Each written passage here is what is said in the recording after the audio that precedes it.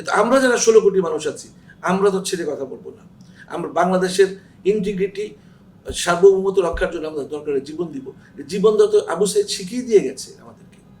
সুতরাং অত সহজ নয় ভারতের পক্ষে বা রয়ের পক্ষে বা ইসকনের পক্ষে আমাদেরকে আমাদের মুসলিম কান্ট্রিকে দমন করবে বা নিচে ফেলে দিবে।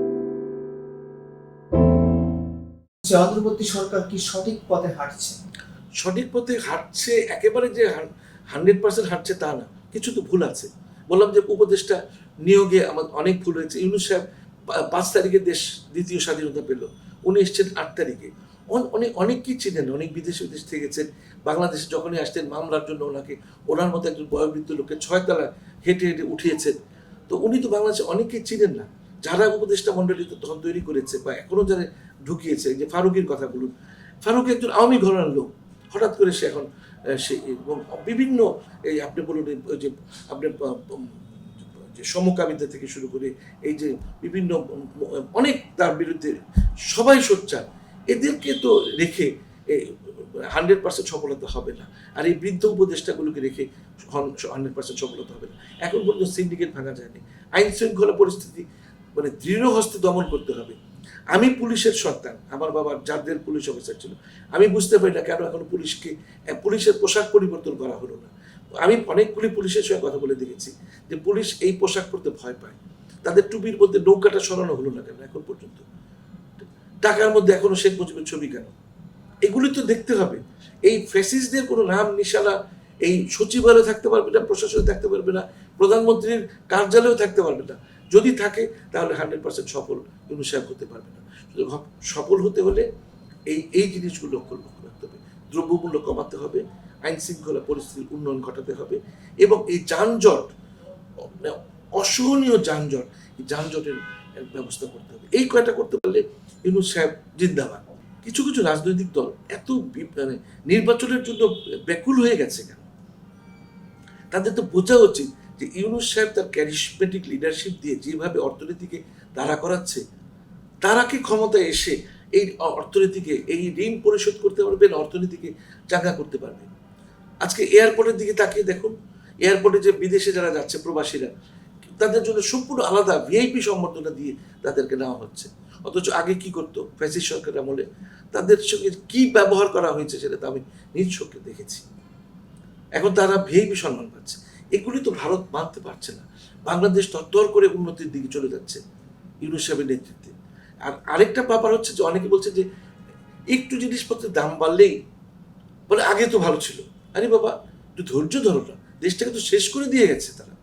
আর নভেম্বর মাসের দিকে সব সময় এই মানে জিনিসপত্রের দাম বেড়ে যায়। 2টা মাস পরে তো আরো অর্থনীতি যখন স্ট্রং হবে, জিনিসপত্রের দাম সবসময় সবচেয়ে নিচে নেমে আসবে। হ্যাঁ, এই সরকারের ব্যর্থতার মধ্যে বলবো যে সিন্ডিকেটটা এখনো ভাঙতে পারেনি। নিশ্চয়ই ইউনূস সাহেব এটা দেখবেন যে সিন্ডিকেট ভেঙে আমাদের অর্থনীতিকে এমনভাবে উনি গড়ে উঠাবে যে আমাদের মানে ভারত হিংসার দেখবে, হিংসার চোখে দেখবে। আমাদের যারা শত্রু আছে তারা হিংসার চোখে দেখবে বাংলাদেশকে। বাংলাদেশ উনি সার্ক আবার পুনর্গঠন করতে যাচ্ছে সার্ককে, এবং অন্যান্য দেশ পাকিস্তান বলুন, নেপাল বলুন, শ্রীলঙ্কা বলুন, সবাই কিন্তু ইউনূস সাহেবকে সাপোর্ট করেছে যে সার্ককে আবার শক্তিশালী করা উচিত। ভারত নিশ্চুপ এই ব্যাপারে। দরকার হলে ভারতকে বাদ দিয়ে আমরা সার্ক করব। ভারত কি মনে করে আমরা কি কম শক্তিশালী? 18 কোটি লোকের দেশ আমরা। 18 কোটি লোকের মধ্যে আমি 2 কোটি বাদ দিলাম, কারণ এরা যারা অনেকে আছে, আমি নাম বলতে জানি না, বিভিন্ন ধর্মে বিশ্বাসী, বিভিন্ন দলের লোক, তারা কিন্তু ইউনূস সাহেবকে সাপোর্ট দিবে না। তারা বাংলাদেশকে তারা নিজের দেশ মনে করে না।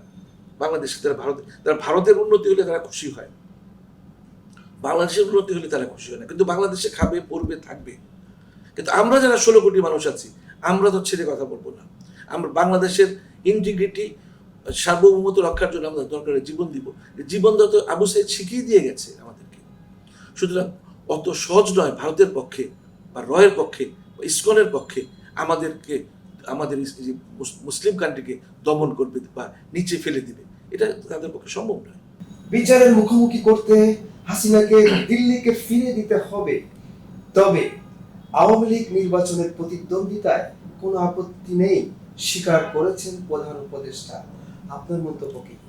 আমি মনে করি আওয়ামী লীগ যদি 2008-এর নির্বাচনটা ধরি, সেটা মঈনুদ্দিনের মানে একটা প্রজেক্ট ছিল। সে প্রজেক্টে দেখা যায় বিএনপির মতো এত একটা শক্তিশালী, এত জনপ্রিয় দল মাত্র 30টি সিট পায় কিভাবে? এটা একটা কর্পোরেট নির্বাচন ছিল। তারপরে যে অন্যান্য নির্বাচনগুলিতে আপনারা দেখেছেন যে পরপর 3টি ইলেকশনে আমি নিশিরাতের ভোট হয়েছে, তারপর আমির ভোট হয়েছে, তারপরে বিনা প্রতিদ্বন্দ্বিতা ভোট হয়েছে, 3টে ভোট। তো এই যে fascist regime, fascist Awami League, এদের নির্বাচন করার বা এদের এই দেশের রাজনীতি করার কোনো অধিকার আছে বলে আমি মনে করি না। যেমন ছাত্রলীগকে নিষিদ্ধ করেছে, আওয়ামী লীগকেও, যুবলীগ এবং তার সহযোগী যে ইভেন জাতীয় পার্টিকেও নিষিদ্ধ করা উচিত। এদের রাজনীতি করার কোনো অধিকার নাই। এরা বাংলাদেশকে একেবারে তলাবিহীন ঝুড়িতে পরিণত করে গেছে। আজকে বাংলাদেশ যদি এরা দুর্নীতি না করতো, এরা যদি মানুষের উপর অত্যাচার না করতো, তাহলে বাংলাদেশ অনেক আগে সিঙ্গাপুরকে ছাড়িয়ে দিত সব দিক দিয়ে।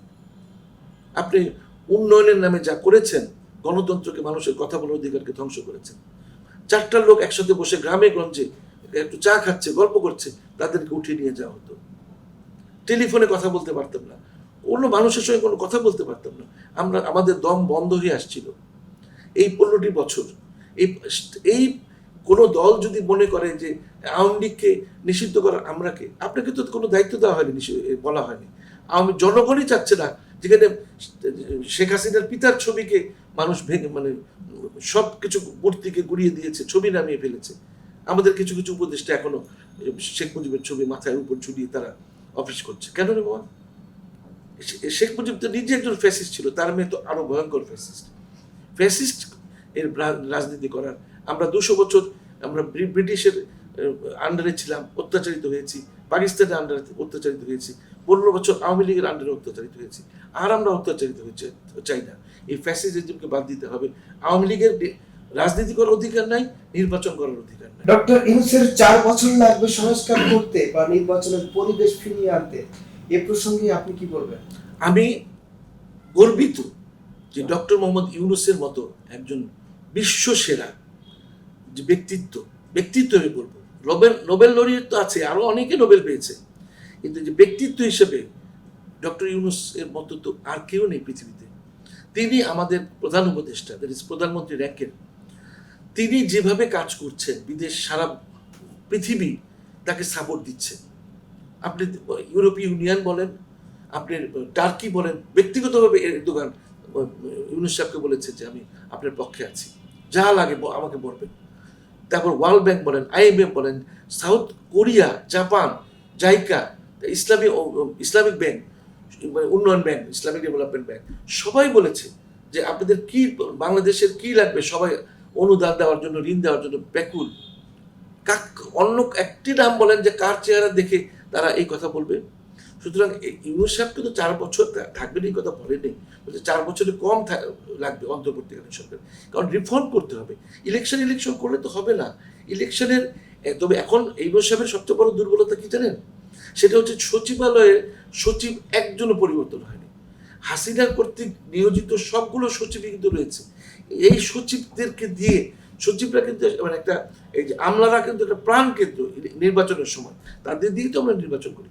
এই ইউনূস সাহেবের উচিত হবে এই সচিবদের সব সরিয়ে দেওয়া, নতুন যারা নিরপেক্ষ সচিব বা বাংলাদেশের জাতীয়তাবাদী বিশ্বাসী সচিব, বাংলাদেশকে যারা ভালোবাসে, তাদেরকে ভারত বিদ্বেষী সচিব, মাহমুদুর রহমানের মতো সিংহ পুরুষ, এইসব সচিবকে দিয়ে সচিব তৈরি করা।